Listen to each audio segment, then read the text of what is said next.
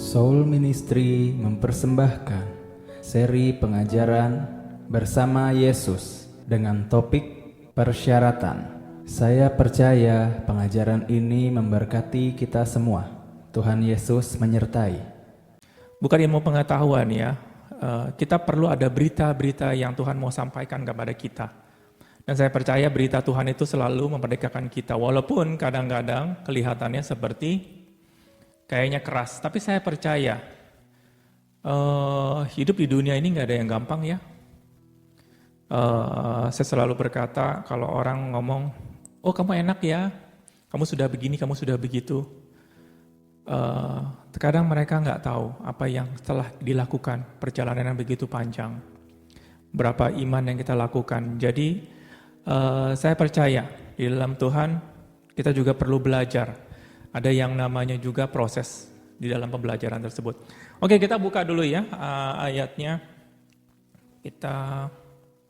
Ini kita mau belajar tiga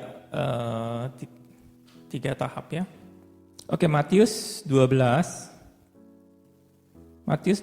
ayat 30. Oke, ini ayatnya bagus banget ya. Ini ada perkataan, oke kita baca sama-sama ya. Siapa yang tidak bersama aku atau Yesus, ia melawan Yesus. Dan siapa tidak mengumpulkan bersama Yesus, ia mencerai-beraikan. Ini ayatnya simpel sekali, cuma satu ayat doang. Dikatakan bahwa kita sering ngomong kepada orang-orang bahwa saya orang Kristen, saya sudah cukup kok, saya sudah ke gereja, saya sudah baca firman Tuhan, saya sudah melakukan semua apa yang Tuhan suruh. Ternyata kadang-kadang kita punya konotasi, kita punya pemahaman sebagai orang Kristen, cuman sebatas bahwa kita saling pandang kiri dan kanan. Oh si Anu ke gereja, saya juga ke gereja. Oh si Anu dia baca firman Tuhan, saya juga baca firman Tuhan. Oh si Anu melakukan ini, saya juga melakukan itu. Dan apa yang terjadi? Kita saling membandingkan diri kita dengan orang lain. Dan seperti saya dulu pernah ngomong juga, saya ngomong sama Tuhan, Tuhan apa sih minimum requirement? Artinya persyaratan minimum untuk saya bisa menyelesaikan pekerjaan Tuhan atau menyelesaikan sesuatu. Kita maunya cuma minimum requirement. Persyaratan yang paling kecil. Persyaratan yang paling kecil supaya saya bisa masuk. Dan ini yang kita lakukan. Kadang-kadang pada waktu kita melihat kiri dan kanan. Dari ayat tersebut dikatakan bahwa siapa yang tidak bersama dengan aku, ia melawan aku.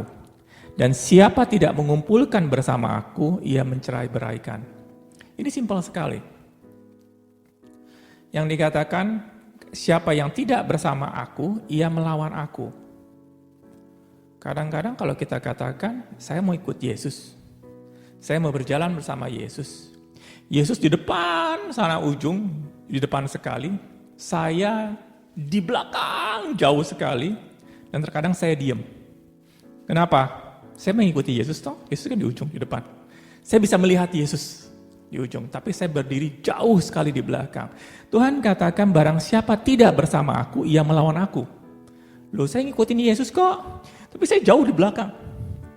Entah di belakangnya sampai Tuhan Yesus nggak kelihatan sama sekali.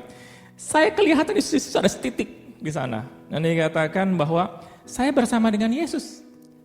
Kita semua berasumsi bahwa kalau saya masih bisa melihat Yesus, saya bersama dengan Yesus.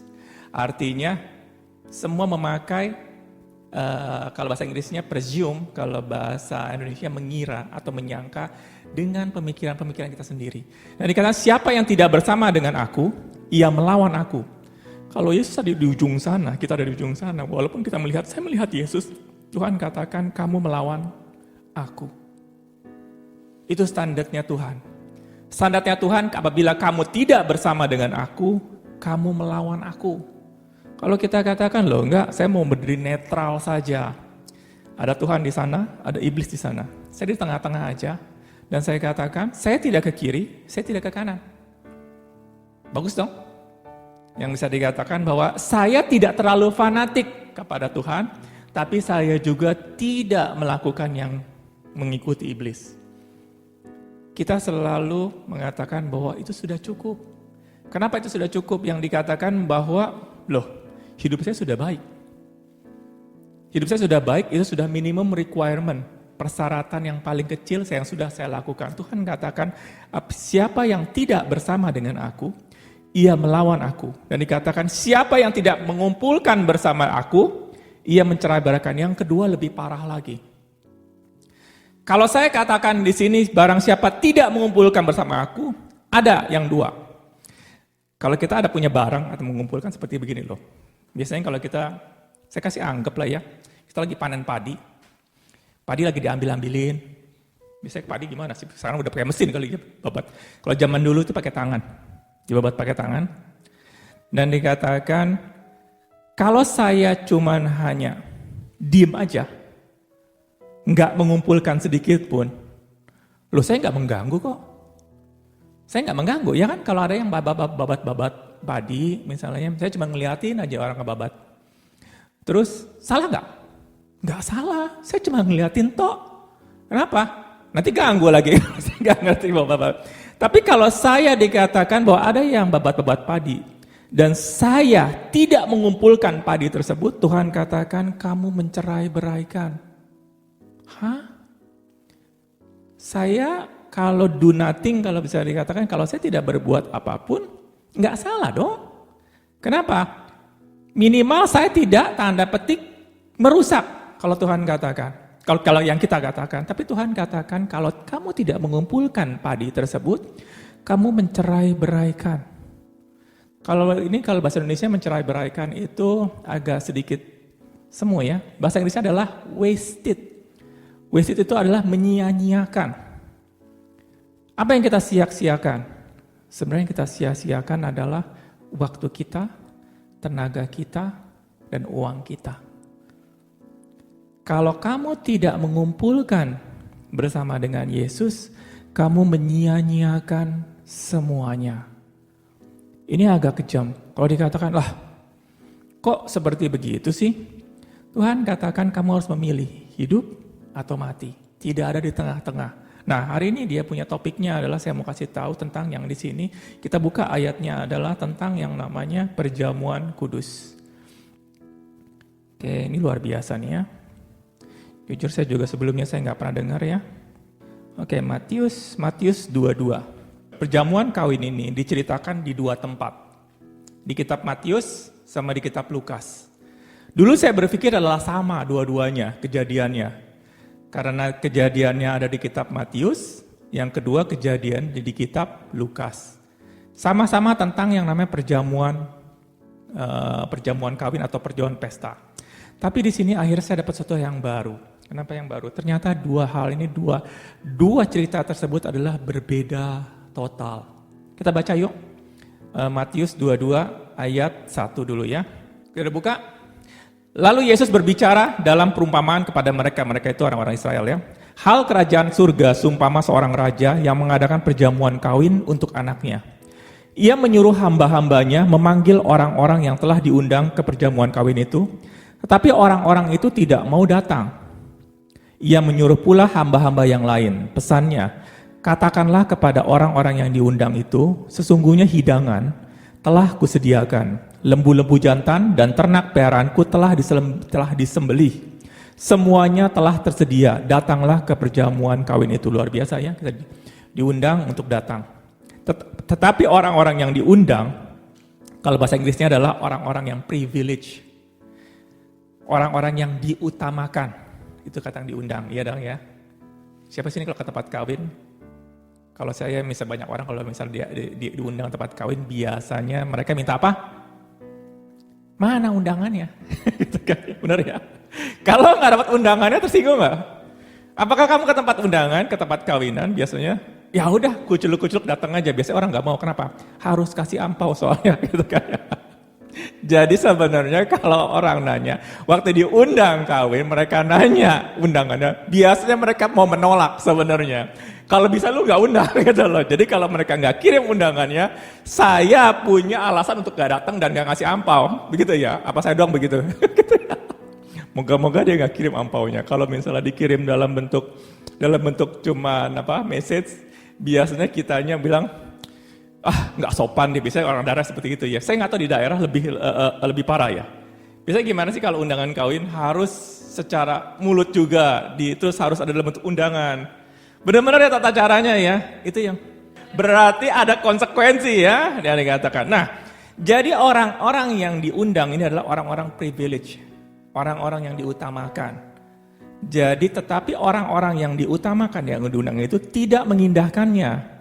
Ada yang pergi ke ladangnya, ada yang pergi mengurus usahanya, ada yang lain menangkap hamba-hamba itu dan menyiksa dan membunuh. Ini benar-benar kasar. Dia tidak mengindahkannya adalah dia nggak bilang sorry. Pokoknya gue nggak datang ya. Nggak ada bilang kasarnya tuh bang, sorry ya, mereka nggak kasih alasan sedikit pun karena mereka langsung ada yang mengabaikannya, ada yang langsung pergi ke ladang mencuekin, dan yang ketiga, yang keempat adalah ada yang lebih kasar lagi. Dan yang lain menangkap orang yang mengundang.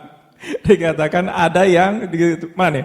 Yang lain menangkap hamba-hamba, menyiksanya dan membunuhnya. Enggak make sense ya. Saya lagi mengundang, misalnya saya mengundang Bu Yolanda kawinan. Datang ke tempat kawinan. Bu Yolanda kirim tukang pukul, kirim saya untuk mukulin saya. Gak masuk akal ya, gitu ya. Saya ngundang tapi Bu Yolanda kirim tukang pukul untuk mukulin saya. Nggak make sense kan? Jadi yang dikatakan bahwa ini kejam banget orang-orangnya semua. Kejam. Kenapa saya bilang kejam? Nanti kita akan ngomong. Ini orang semua kejam. Maka murkalah raja itu. Kalau dikatakan, kalau bahasa Chinese-nya cengling ya. Kalau bahasa Indonesia-nya, kalau bahasa Indonesia fair. Kalau bahasa Indonesia apa ya? Nggak masuk akal. Maksudnya, kalau saya marah, sudah sepantasnya. Misal dikatakan gitu ya, maka murkalah raja itu. Sudah sepantasnya ya, raja tersebut murka. Karena dia hanya, orang tersebut ada yang mengacuhkan, ada sampai yang terakhir adalah dia menyiksa dan membunuh orang-orang yang memberitakan undangan tersebut. Maka murkalah raja itu. Lalu menyuruh pasukannya ke sana untuk membinasakan pembunuh-pembunuh itu dan membakar kota mereka. Ini ngomongin siapa? Ini ngomongin orang Israel. Kenapa saya bilang ngomongin Israel? Yang ini bukan ngomongin orang-orang Kristen.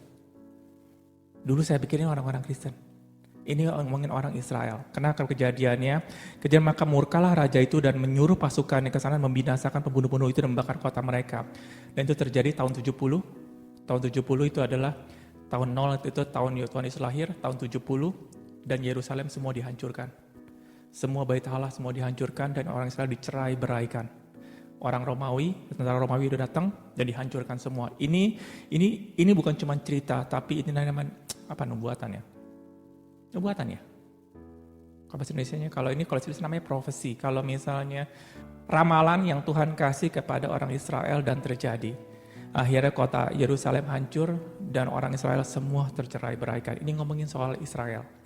Dan sesudah itu berkata kepada hamba-hambanya, perjamuan kawin telah tersedia, tetapi orang-orang yang diundang tadi tidak layak untuk itu. Sebab itu pergilah ke persimpangan-persimpangan jalan dan undanglah setiap orang yang kamu jumpai di sana ke perjamuan itu. Maka pergilah hamba-hamba itu dan mengumpulkan semua orang yang dijumpainya di jalan-jalan, orang-orang jahat dan orang-orang baik. Sehingga penuhlah ruangan perjamuan itu dengan tamu. Yang kedua diundang siapa? Yaitu orang yang bukan Israel. Yaitu kalau dulu ada orang-orang Yunani, kalau bahasa Inggrisnya Gentile. Kalau itu adalah orang-orang kita semua ini yang diundang oleh Tuhan dan datang ke dalam pesta perkawinan Tuhan. Ketika raja itu masuk bertemu dengan tamu-tamu itu, ia melihat seorang yang tidak berpakaian pesta. Ia berkata kepadanya, hai saudara, bagaimana engkau masuk kemari dengan tidak mengenakan baju pesta? Tapi orang itu diam saja. Lalu kata raja itu kepada hamba-hambanya, ikatlah kaki dan tangannya dan campakkanlah orang itu ke dalam kegelapan yang paling gelap. Di sanalah akan terhadap ratap dan gertak gigi. Sebab banyak yang dipanggil tapi sedikit yang dipilih. Ini yang dikatakan bahwa, loh, apa salahnya saya datang gak pakai baju pesta? Artinya bahwa, loh, kalau saya ke pesta dengan baju saya emang gak boleh. Kalau di sini, kalau kita melihat seperti ini, kita akan bingung culture-nya. Jadi semua mesti pakai baju pesta? Bukan. Kalau saya nggak punya uang gimana? Bukan itu juga. Zamannya, waktu yang tertulis, kalau ada seorang raja yang mengundang pesta, semuanya disediakan baju pesta oleh raja tersebut. Di depan pintu sudah dikasih baju tersebut. Kalian pakai semua. Bagus, luar biasa ya. Kalau kita pergi tempat pesta sudah disediakan baju pesta, luar biasa sekali. Makanan dikasih, semua dikasih, sampai bajunya pun dikasih. Baju pesta itu dari atas sampai ke bawah. Mungkin juga dikasih perhiasan juga segala macam, tapi enggak lah kalau perhiasan nanti dibawa pulang ya. Nah, artinya di sini bahwa ada orang yang tidak memakai baju pesta, dia berasumsi, saya bisa pakai baju saya sendiri, kenapa harus pakai baju pesta?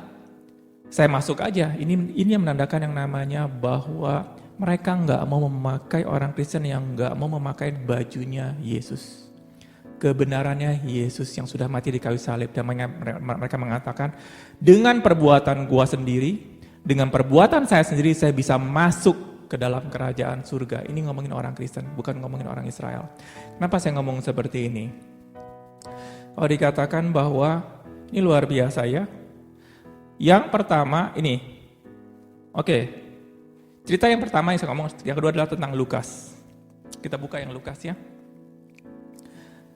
Lukas 14 ayat 15. Mendengar itu, berkatalah seorang dari tamu-tamu itu kepada Yesus, berbahagialah orang yang akan dijamu dalam kerajaan Allah. Tetapi Yesus berkata kepada mereka, ada seorang yang mengadakan perjamuan besar dan ia mengundang banyak orang. Menjelang perjamuan itu dimulai, ia menyuruh hambanya dan mengatakan kepada para undangan, marilah, sebab segala sesuatu sudah siap. Tetapi mereka bersama-sama meminta maaf. Yang pertama. Kalau yang pertama dia kasar sekali ya. Ada yang mereka nggak pakai alasan sedikit pun untuk menolak. Tapi yang ini benar-benar sopan sekali. Tetapi mereka bersama-sama meminta maaf. Yang pertama berkata, aku telah membeli ladang.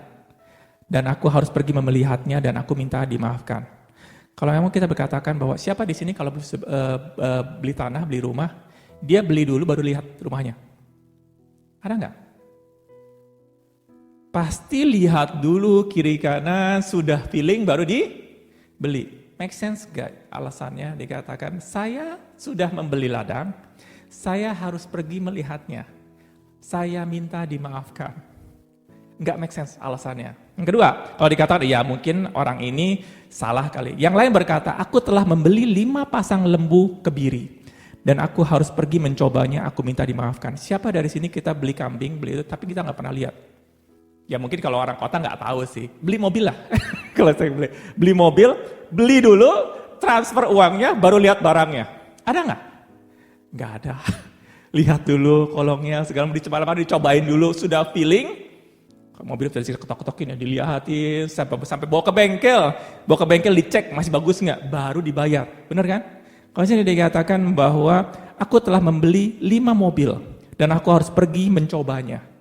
Aku minta dimaafkan. Sopan nggak? Sopan sekali. Tapi alasannya nggak make sense. Yang ketiga adalah, yang lain berkata, aku baru kawin dan karena itu aku tidak dapat datang. Yang ketiga yang ini lebih make sense. Iyalah, kan saya sudah menikah. Kalau sudah nikah, saya nggak punya waktu untuk saya nggak punya waktu untuk yang mengundang tersebut. Lalu kembalilah hamba itu dan menyampaikan semua itu kepada tuannya. Lalu murkalah tuan rumah itu dan berkata kepada hambanya, pergilah dengan segera ke segala jalan, lorong kota, bawalah kemari orang-orang miskin, orang-orang cacat, orang-orang buta, dan orang-orang lumpuh. Di sini nggak ada ngomongin orang jahat sama orang baik.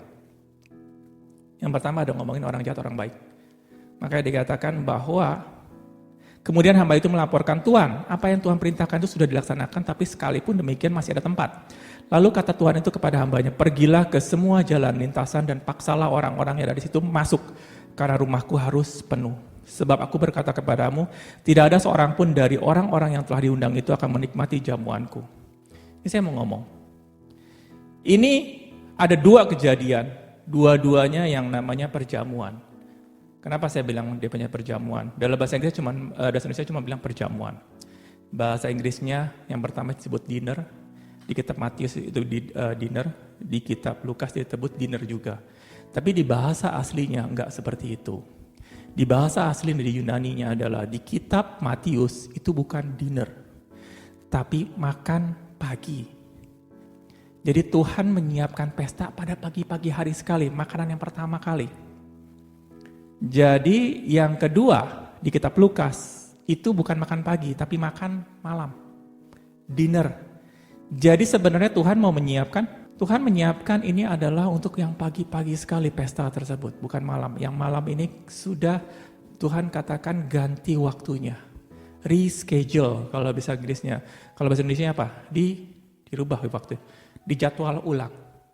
Dijadwal ulang itu yang di kitab Lukas. Kenapa saya mau ngomong sekarang? Kita mulai ngomongnya di kitab Matius. Di kitab Matius dikatakan ini undangan kepada orang Israel dulu. Keselamatan itu diutamakan kepada orang Israel dulu.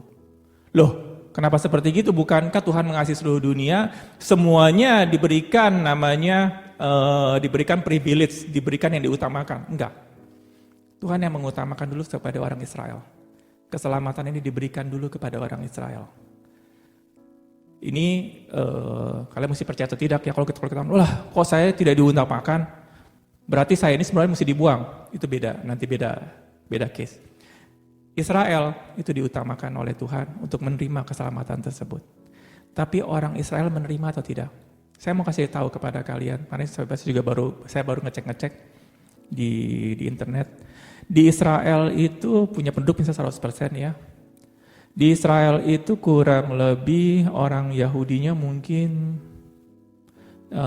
saya ngelihat di sana, saya hitung aja lah ya, orang Yahudinya mayoritas, pastilah di Israel dia punya Yahudi, dia punya ini. Dan orang Kristennya kira-kira kalau boleh tanya, berapa persen kira-kira di Israel? Ada yang punya nebak nggak kalau di Israel? Dari semua penduduk. Loh, ini kan tempatnya luar biasa, tempatnya Tuhan. Pasti orang Kristennya banyak. Cuman 2%. Di Israel orang Kristennya cuma 2%. Udah lumayan lah kok, dari 100 orang, ada 2 orang yang jadi orang Kristen. Yang 2% tersebut kebanyakan orang-orang Arab. Bukan orang Israel. Kebanyakan orang-orang Arab. Malahan 14% itu orang M yang di sana. 14%, lebih banyak dibandingkan orang Kristennya. Menyedihkan gak? Sedih. Kenapa saya bilang sedih? Ini tempatnya Tuhan ya. Yang sebenarnya mereka yang harus menerima keselamatan yang dari awal sampai detik hari ini mereka menolak. Mereka menolak Yesus. Ada satu hamba Tuhan katakan bahwa susah sekali pada waktu memberitakan Injil kepada orang Israel. Sulit sekali, 2000 tahun. Ini sudah 2000 tahun loh. Dari sampai sekali diberitakan Injil kepada mereka enggak mau menerimanya. Jadi yang privilege yang seharusnya diberikan dulu kepada orang Israel dan orang Israel menolak. Dan apa yang terjadi waktu ditolak? Ada satu hukuman. Injil itu waktu diberitakan, itu ada kabar baik dan juga ada kabar buruk. Kabar buruknya apa? Ada penghukuman. Dan dikatakan ada yang murka. Tuhan kalau dikatakan Tuhan sudah tidak murka lagi. Oke, nanti saya ceritakan lagi. Itu kan buat orang Israel dimurkai, ya sudahlah, itu nggak ada masalah.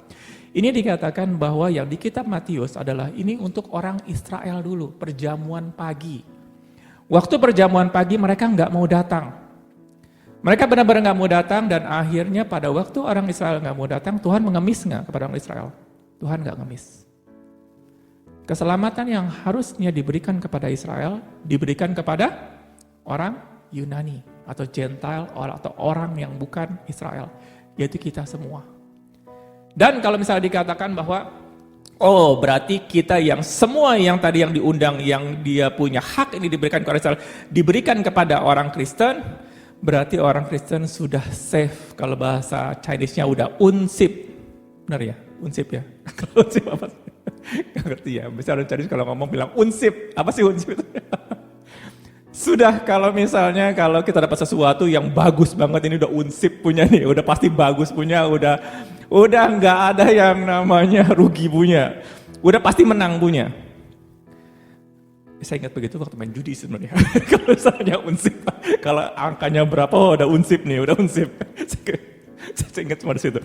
Nggak, ini bukan soal ngomong judi. Ini adalah kalau orang yang sudah dipunya keselamatan yang tersebut dari orang Israel yang diambil, akhirnya diserahkan kepada orang Yunani katakan saya sudah pasti selamat. yang sudah diundang, yang sudah diutamakan kepada saya. Makanya banyak sekali selama 2000 tahun, dari tahun 1900 sampai hari ini, orang-orang Kristen sudah merasa yang diutamakan. Sudah merasa yang di-privilege. Kenapa? Orang Israel sudah dibuang. Saya sekarang diberikan kepada saya dan saya yang diutamakan. Kenapa yang terjadi? Benar nggak seperti gitu? Mungkin iya atau tidak. Saya katakan iyalah. Dan apa yang terjadi di kitab Lukas, waktu kita baca di kitab Lukas, ini untuk orang-orang Kristen. Kenapa saya bilang untuk orang-orang Kristen? Karena ini untuk perjamuan malam. Sudah di-reschedule. Marilah kita buat perjamuan malam. Dan Tuhan mengundang dulu semua ini untuk orang-orang Kristen yang percaya dulu. Bukan percaya. Orang-orang yang tahu akan Yesus. Bukan yang percaya ya. Orang-orang yang tahu. Yang sudah mendengar kabar baik tersebut. Dan Tuhan mengutamakan dulu kepada mereka. Yaitu orang-orang kalau sekarang adalah bangsa-bangsa yang sudah mayoritasnya sudah orang-orang Kristen.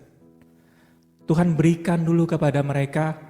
Yuk kita, Tuhan katakan aku membuat perjamuan malam. Yang dikatakan di sini bahwa menjelang perjamuan itu dimulai, ia menyuruh hambanya mengatakan kepada para undangan, yaitu orang-orang yang diutamakan, yaitu kita-kita semua ini yang tahu akan Yesus. Dan dikatakan bahwa marilah sebab segala sesuatu sudah siap. Banyak sekali di gereja-gereja ya diberitakan ya, marilah kita sudah siap. Sudah siap, jamuan itu sudah siap. Tetapi mereka siapa ini? Bukan orang Israel. Karena ngomongnya sopan. Kalau orang Israel ngomongnya nggak sopan. Saya nggak tahu di sini ada nggak sih dia punya orang Kristen, dia bawa-bawa golok ke pendetanya, dikejar-kejar pendetanya dibunuh. Ada nggak sih? Saya sih nggak pernah dengar ya.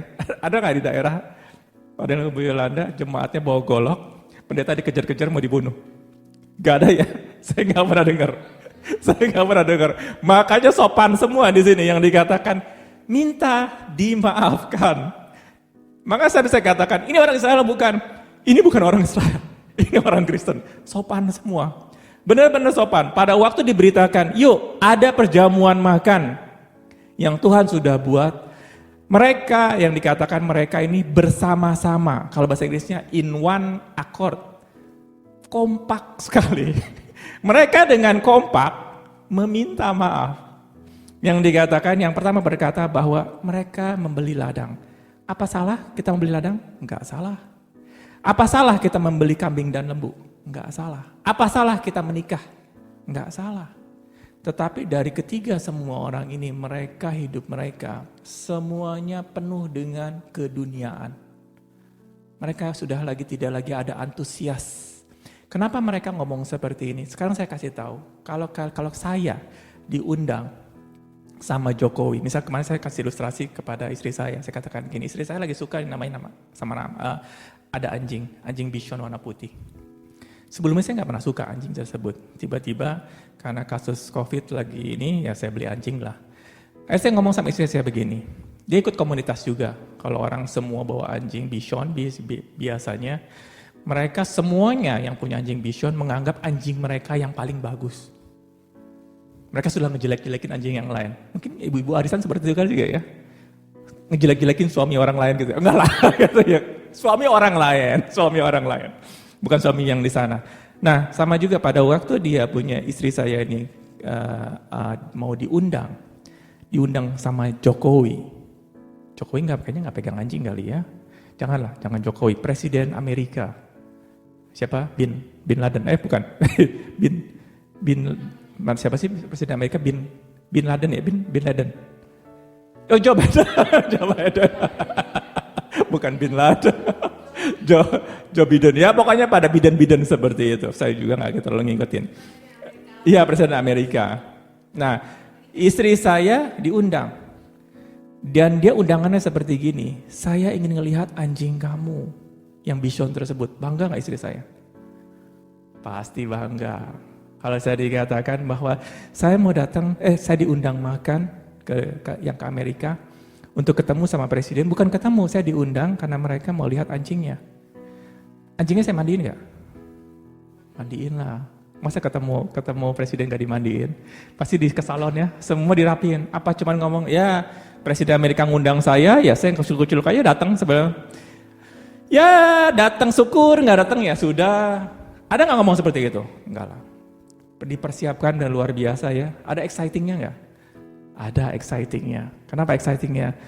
Saya exciting mau ketemu sama presiden Amerika dan plus saya exciting juga dengan anjing tersebut. Karena mereka melihat anjingnya, bukan melihat saya. Melihat anjingnya. Pasti saya bersihin anjingnya semuanya, saya present anjing tersebut dan saya akan bangga. Karena saya dipanggil sama Presiden Amerika untuk melihat anjingnya tersebut. Tuhan kita waktu manggil kita, bukan melihat kita. Bukan melihat kita. Lihat Yesus di dalam kita. Seberapa kamu exciting terhadap yang di dalam di situ. Waktu Tuhan ngundang kita, bukan ngundang kita. Selama ini kita Tuhan ngundang, Tuhan ngundang saya loh, saya ini keren. Enggak, Tuhan enggak lihat kita. Kalau Tuhan ngundang kita, dia udah murka. Dia udah murka. Iya. Tuhan cuman mau lihat yang kalian bawa siapa. Pas kebetulan yang terus kasih ilustrasi yang Presiden Amerika tersebut, dia lagi suka sama anjingnya. Anjing punya saya. Anjingnya cute banget, diundang. Dia pengen lihat anjingnya. Dan dia juga ingin tanya, gimana bisa bikin cute begini? Jadi ada obrolan. Saya exciting gak mau ketemu? Pasti exciting. Kenapa saya bilang pasti? Saya mau ketemu Presiden Amerika. Sekarang, gara-garanya. Sekarang Tuhan lagi ngundang kita untuk datang ke pesta dia. Kalau orang tidak exciting, ada something wrong. Ada something wrong. Makanya saya katakan, kenapa something wrong? Ada 4 tanah yang Tuhan katakan. Karena kesibukan dunia yang begitu besar. Karena dengan masalah dunia yang begitu besar, sehingga mata kita nggak lagi fokus kepada Tuhan. Fokus lagi ke masalah dunia, dan tiga-tiganya mereka mengatakan saya punya masalah. Saya ada masalah soal ladang, masalah soal kambing domba, saya punya masalah dengan istri, segala macam. Mereka fokus ke dalam masalah dunia pada waktu Tuhan mengundang kita. Mohon dimaafkan, saya nggak bisa datang. Kalau dikatakan, ini sudah ngomong minta maaf, harusnya Tuhan memaafkan dong. Harusnya dimaafkan, dia udah sopan. Siapa dari sini kalau misalnya saya ngundang Hardi, Hardi datang ke pesta anak saya. Terus kok Hardi, kok Hengki sorry, saya gak bisa datang, mau pergi ke tempat orang tua. Panggil tukang pukulin Hardi. Mungkin gak? Gak mungkin. Gak mungkin. Kenapa? Itu haknya Hardi. Haknya Hardi. Tetapi di sini Tuhan katakan ada sesuatu. Dan dikatakan, maka kembalilah hamba itu dan menyampaikan semua itu kepada tuannya. Lalu murkalah tuan rumah itu. Kalau kita katakan bahwa Tuhan gak marah, Tuhan tidak marah lagi. Ini something wrong dengan ayat di sini. Yang dikatakan bahwa tahira murkalah dan yang tadi privilege yang diutamakan untuk kita. Apa yang terjadi? Tuhan ambil, diberikan kepada yang lain, dan di ayat yang terakhir yang dikatakan, sebab aku berkata kepadamu, tidak ada seorang pun dari orang-orang yang telah diundang itu akan menikmati jamuanku. Ini bukan saya yang tulis. Ini bukan saya yang tulis. Artinya ada satu perumpamaan, ini adalah, bukan perumpamaan, ini adalah nubuatan untuk akhir zaman. Kenapa seperti gitu? Yang pertama adalah untuk orang-orang yang mengaku Yesus, atau bisa dikatakan Kristen KTP. Kenapa? Orang tua saya Kristen, suami saya Kristen, istri saya Kristen. Jadi saya otomatis Kristen. Saya tinggal di kelompok orang-orang Kristen, komplek orang Kristen, jadi saya otomatis orang Kristen. Ini untuk orang-orang yang seperti itu. Kenapa saya bilang seperti itu? Rasa exciting kita waktu kita datang ke perjamuan bukan karena kita terpaksa, tapi ada sesuatu dari hati ini benar-benar udah keluar exciting. Dari mana exciting ini? Cuman satu, dari berita, dari pemberitaan. Waktu kita mendengar pemberitaan sesuatu, kita percaya. Makanya kamu diselamatkan oleh iman, percaya. Pada waktu kita percaya ada exciting ini keluar. Bukan perbuatan, bukan kita, oh ya saya harus rajin ke gereja, saya harus rajin pelayanan, saya harus rajin dia punya baca Alkitab segala macam. Setiap kegiatan kita pasti ada batasnya. Kekuatan tersebut ada batasnya. Kita kalau misalnya masih mau ke gereja tersebut karena pendetanya masih enak. Pendetanya enak ngomongnya, pendetanya bagus, orang-orangnya bagus. Bagaimana kalau pendetanya sudah tanda petik, ya bukan gak benar ya, maksudnya tidak sesuai lagi dengan kita. Apa kita masuk ke gereja? Kemungkinan kita tidak mau ke gereja tersebut. Kemungkinan kita akan mundur kepada Tuhan, kita ngambil alasan kepada Tuhan, saya gak mau ke gereja lagi karena orang tersebut begini dan begitu. Kenapa? Karena tidak ada exciting di dalam hati kita. Kalau memang di sini misalnya nggak benar, pindah ke gereja lain is okay. Tetapi kalian jangan pindah sana sini sana ribut lagi. Kalau ribut lagi ya, kalian harus mengetahui kenapa seperti itu. Adakah kita mau tunduk kepada pemimpin? Mungkin kitanya yang salah, bukan pemimpinnya. Nah, kenapa saya bilang seperti ini? Ini orang-orang yang diundang adalah orang-orang privilege, orang-orang yang sudah tahu tentang Tuhan. Diundang. Tapi mereka katakan, enggak, saya lebih mau condong kepada dunia. Saya lebih mau condong hidup membereskan dunia. Ini bukan orang-orang yang sudah percaya, karena kalau orang-orang yang sudah percaya, ada excitingnya di dalam hidup mereka. Orang yang percaya itu bukan hanya dengan mengaku, Yesus adalah Tuhan, tetapi ada mereka mau, walaupun sekarang saya katakan iman itu bukan langsung besar. Saya di mobil baru cerita seperti ini. Iman itu seperti biji sesawi. Kelihatan enggak? Tidak kelihatan. Tidak kelihatan. Jadi pada waktu kita keluar iman, waktu gimana? Waktu mendengar pemberitaan. Langsung kelihatan enggak hasilnya? Enggak kelihatan. Enggak kelihatan. Tapi iman tersebut ada kalau kita mau menyiram. Kenapa menyiram? Saya dulu waktu itu saya melihat orang-orang kayak seperti Andrew Wommack, Smith Wigglesworth, hamba-hamba Tuhan yang luar biasa, bilang, wih luar biasa mereka ya. Mereka menghadapi masalah-masalah hidup kayaknya mereka kayak enteng-enteng banget. Ada yang kemarin kita cerita ya, ada yang siapa? Barry Bennett ya. Dikatakan 2 hari kemudian, dokter cuma ngomong, menubuatkan 2 hari lagi kamu akan meninggal. Sakit gak di gambar tersebut? Sakit. Tapi dia bisa lewat dalam masalah tersebut. Saya bilang, wih imannya luar biasa. Saya katakan bukan imannya yang luar biasa. Dia punya iman dari awal, iman tersebut disiram. Disiram. Disiram dengan gimana? Disiram dengan problem. Disiram dengan masalah. Kalau kita katakan bahwa kalau kamu punya problem, kamu harus punya iman percaya bahwa bisa menyelesaikan problem tersebut. Tapi kalau kita nggak pernah menghadapi problem tersebut dan mau langsung bisa, wow luar biasa, kalian nggak bakalan bisa. Kalian nggak bakalan bisa. Kalau kita melihat orang, wih hebat sekali orang segala macam, dia menyiram iman tersebut. Waktu imannya yang kecil, dia siram. Dia siram, menjadi naik. Akhirnya menjadi besar. Kita maunya adalah waktu kita melihat orang imannya besar sekali, wih gila dia di dalam Tuhan luar biasa, saya mau seperti dia. Kalian tidak akan bisa. Dan kalau kalian pun mau melakukan itu karena melihat, wih hebat ya Andrew Wommack ya, hebat ya segala macam, saya juga mau ikuti kita seperti kalian punya tenaga. Nanti dalam perjalanan hidup kalian akan habis.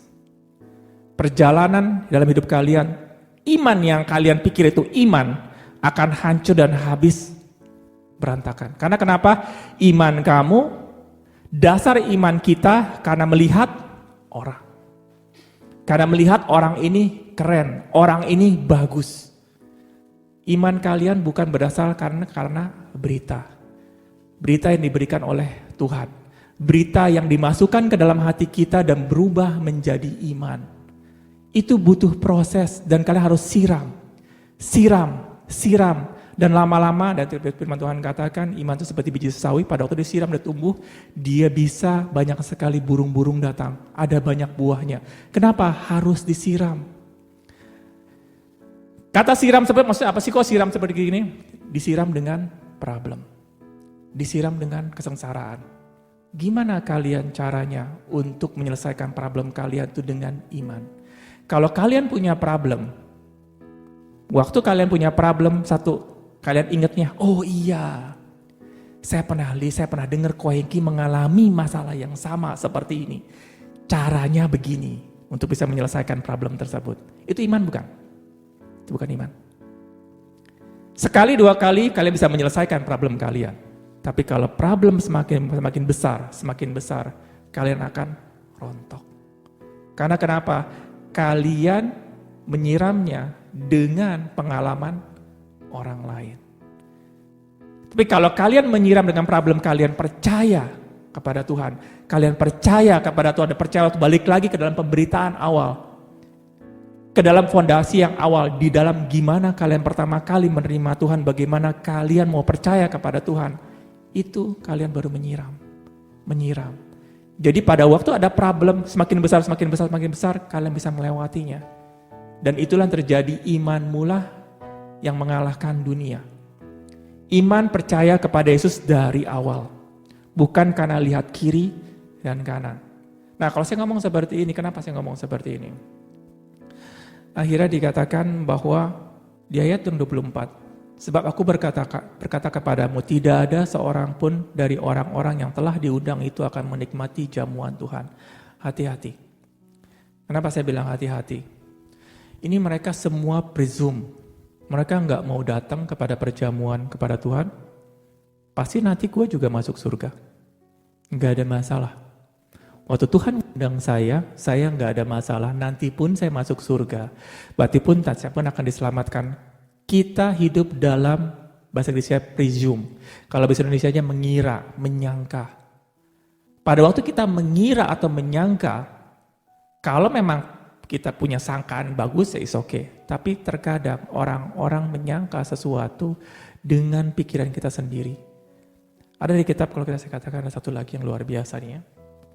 Saya buka satu lagi ayat ya. Matius 7 ayat 21. Sebab bukan setiap orang yang berseru kepadaku, Tuhan, Tuhan, akan masuk ke dalam kerajaan surga, melainkan dia yang melakukan kehendak Bapakku yang di surga. Ini cuma perikopnya aja ya, yang pentingnya di ayat 22. Pada hari terakhir banyak orang akan berseru kepadaku, Tuhan, Tuhan, bukankah kami bernubuat demi namamu, dan mengusir setan demi namamu, dan mengadakan banyak mujizat demi namamu juga. Pada waktu itulah aku akan berterus terang kepada mereka dan berkata, aku tidak pernah mengenal engkau, nyala daripada aku, kamu sekali pembuat kejahatan. Ini bukan ngomongin kita yang berbuat jahat. Bukan. Siapa dari sini kita gak berbuat jahat setiap hari?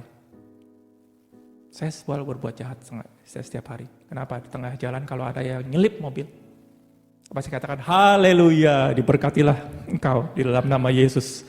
Biar kamu bisa diberkati, biar kamu bisa semakin luar biasa dalam sana. Kalian ngomong seperti itu? Apa yang keluar dari mulut?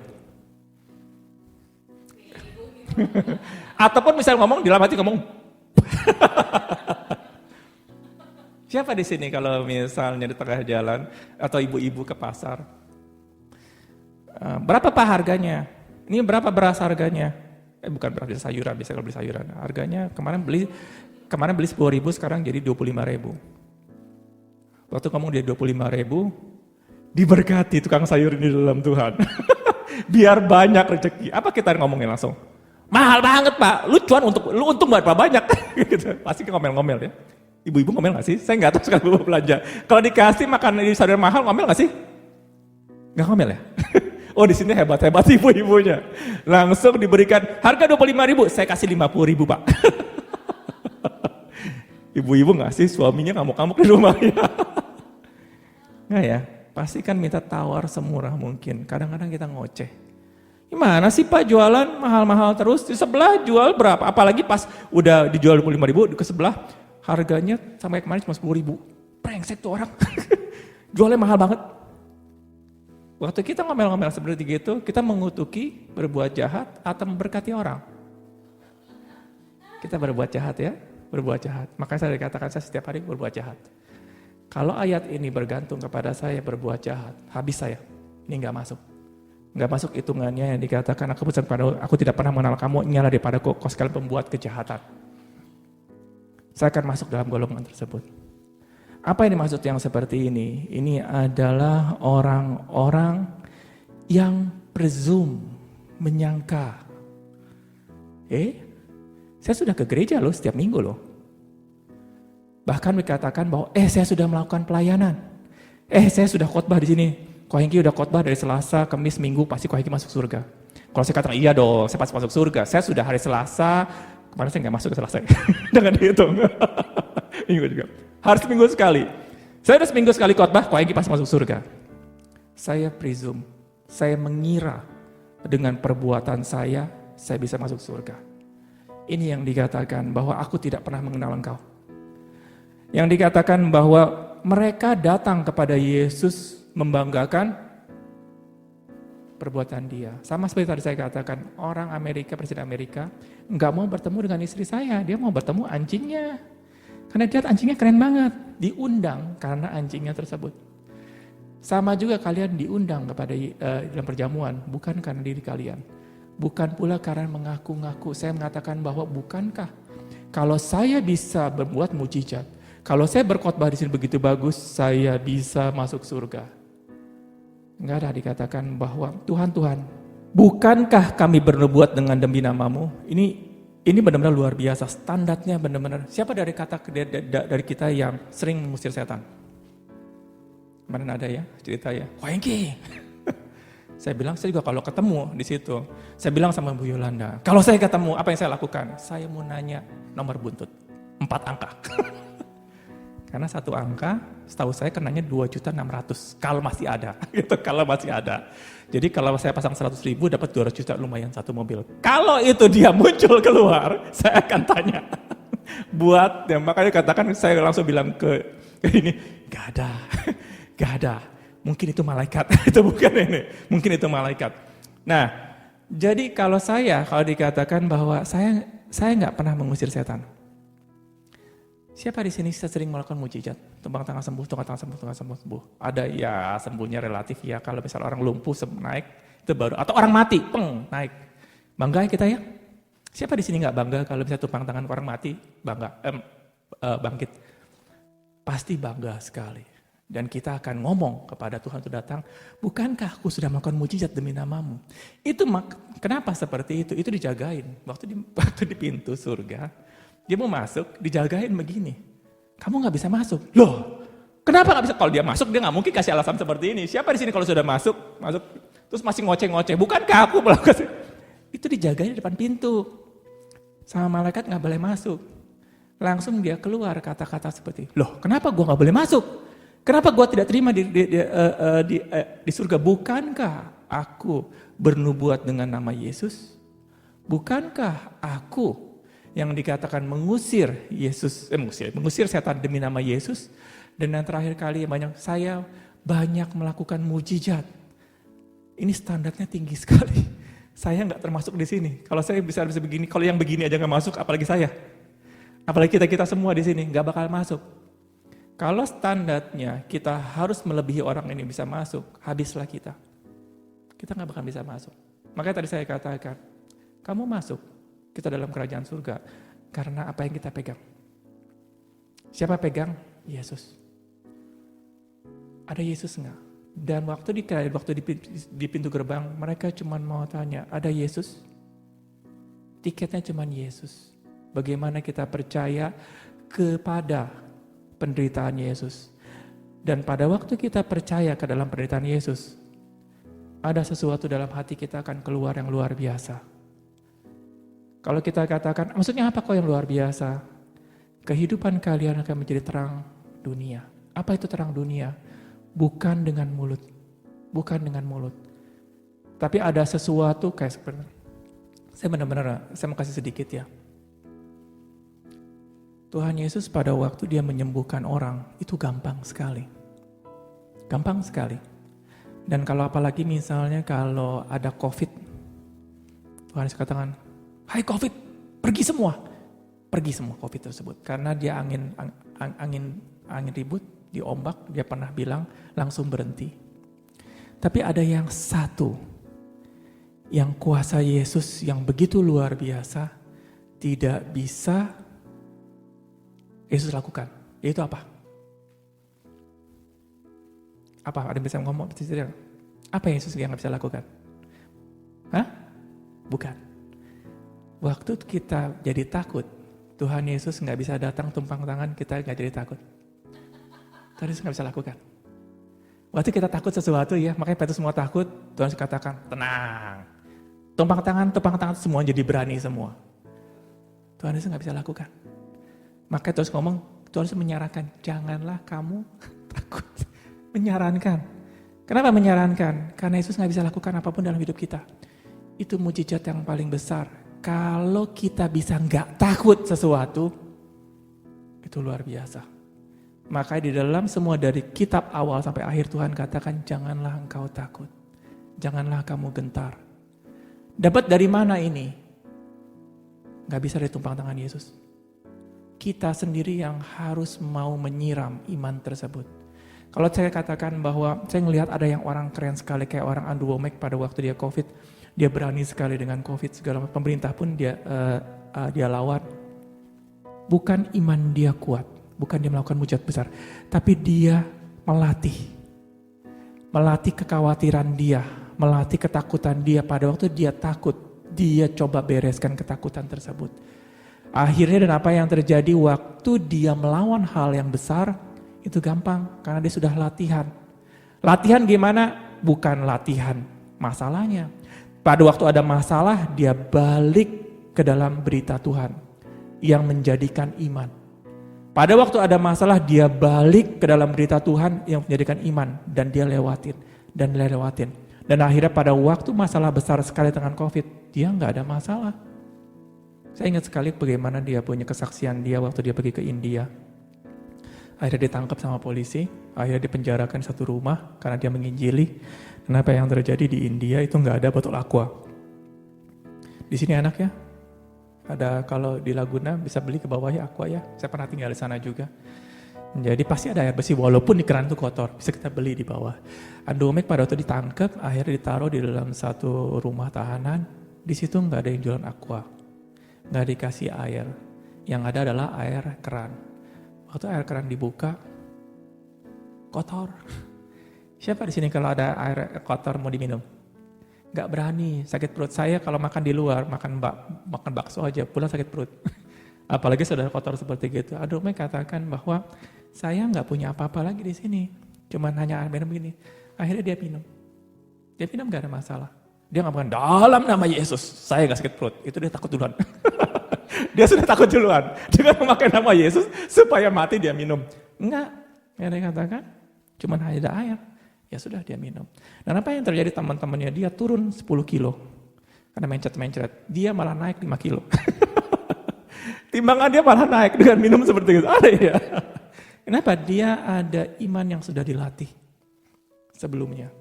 Gimana cara ngelatihnya? Bukan melihat pengalaman-pengalaman orang lain. Tapi balik ke dalam berita.